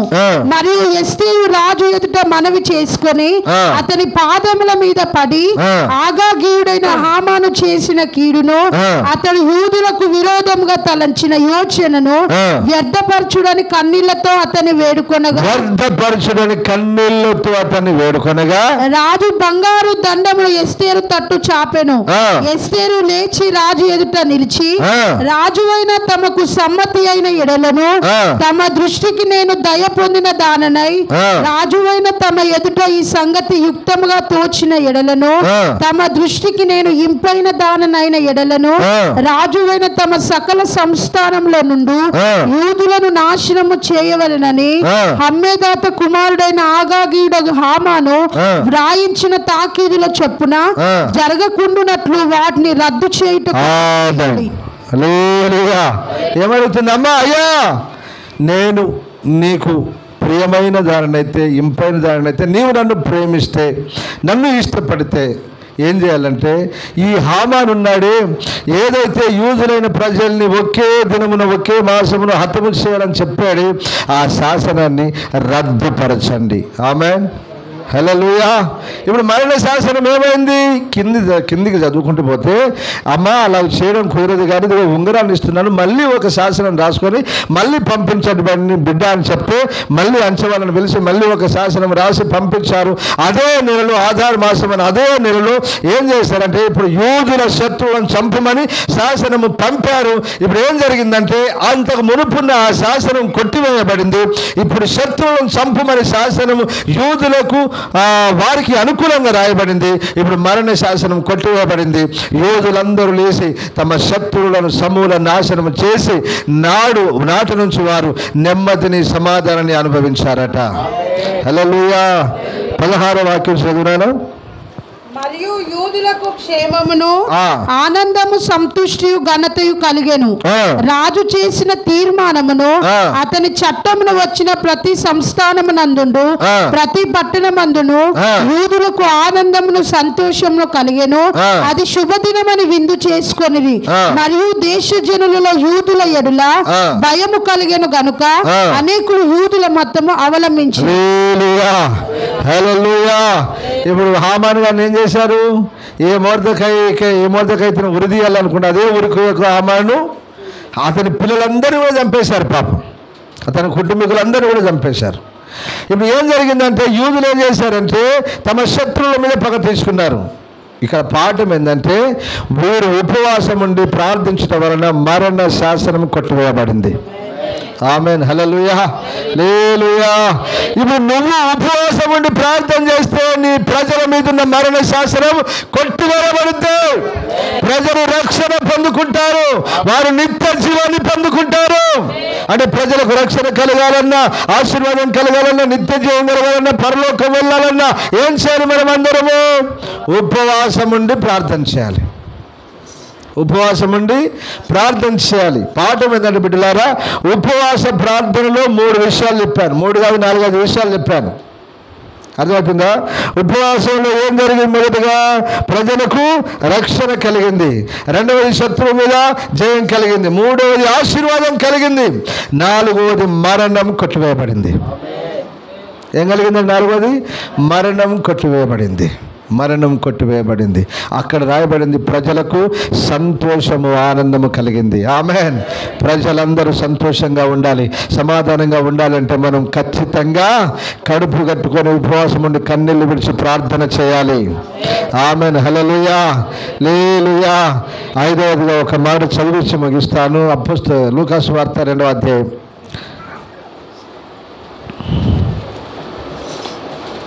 36 నుంచి.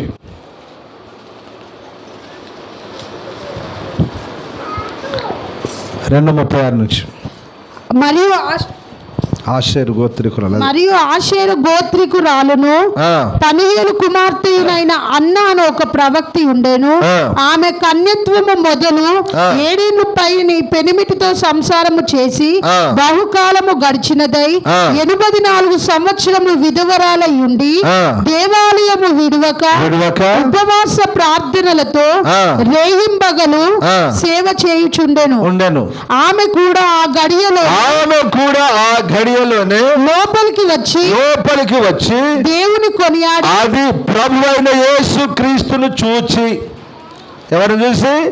సుమయోను ఎత్తుకున్న యేసు ప్రభును చూసి, 8వ దినమున సున్నతి ఆచారము పొందుటకు వచ్చిన యేసు ప్రభును చూసి దేవుని కొనియాడి యెరూషలేములో విమోచన కొరకు కనిపెట్టుచున్న వారందరితో ఆయనను గూర్చి మాట్లాడారు. ఆయన ప్రభు అయిన యేసు క్రీస్తుని గురించి మాట్లాడింది.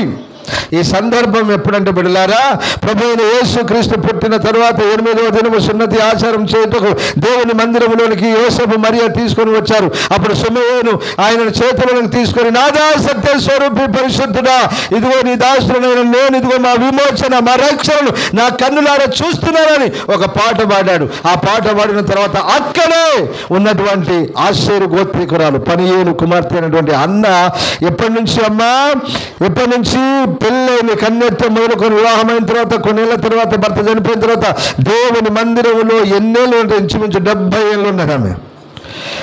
అన్ని సంవత్సరాలు ఉన్నటువంటి ఆ స్త్రీ ఏం చేసిందంటే, ఎలాగో బ్రతికింది ఆమె? ఉపవాస ప్రార్థనలతో. ఆమేన్, హల్లెలూయా. ఆమె ఉపవాస ప్రార్థనలో గడిపినందున ఆమెకు గొప్ప ఆపర్చునిటీ, అంటే గొప్ప కార్యము తన జీవితంలో జరిగింది. అదే ఏంటంటే ప్రభు అయిన యేసుక్రీస్తు ప్రత్యక్షత ఆమెకు దొరికింది. ఆమేన్, హల్లెలూయా, హల్లెలూయా.